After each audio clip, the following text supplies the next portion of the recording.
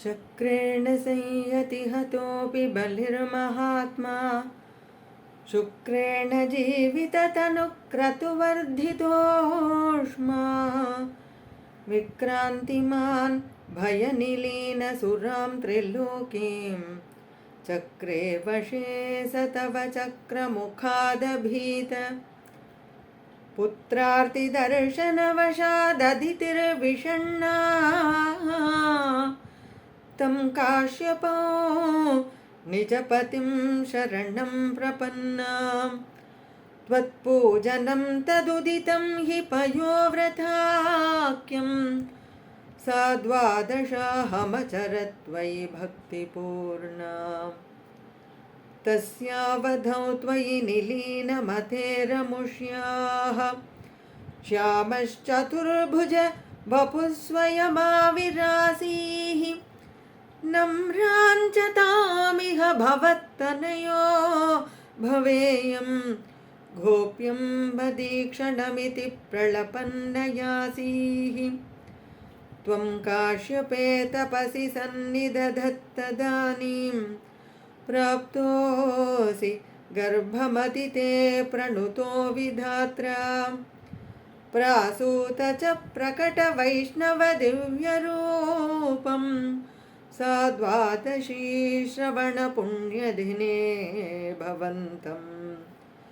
पुण्याश्रमं तमभिवर्षति पुष्पवर्षैः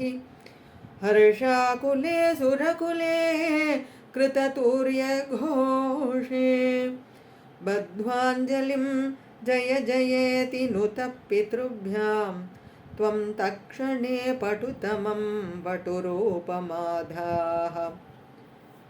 तावत् प्रजापतिमुखैरुपनीयमौञ्जीदण्डाजिनाक्षवलयादिभिरर्च्यमान देदीप्यमान वपुरीश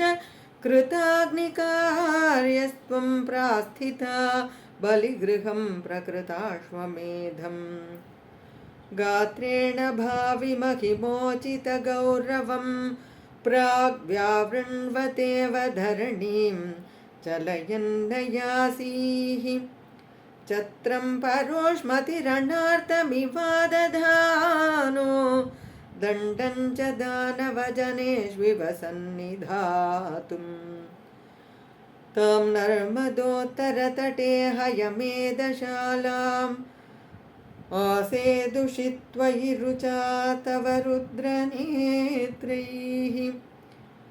भास्वान् किमेष दहनो नु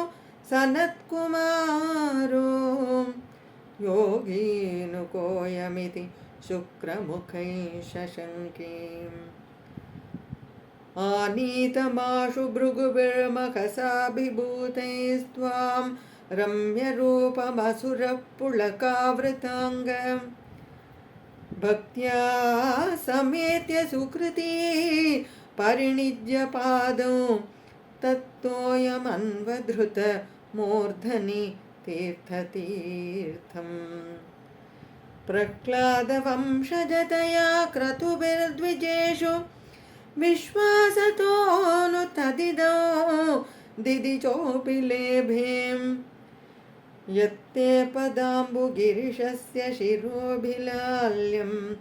सत्वं विभो गुरुपुरालय पालयेथ।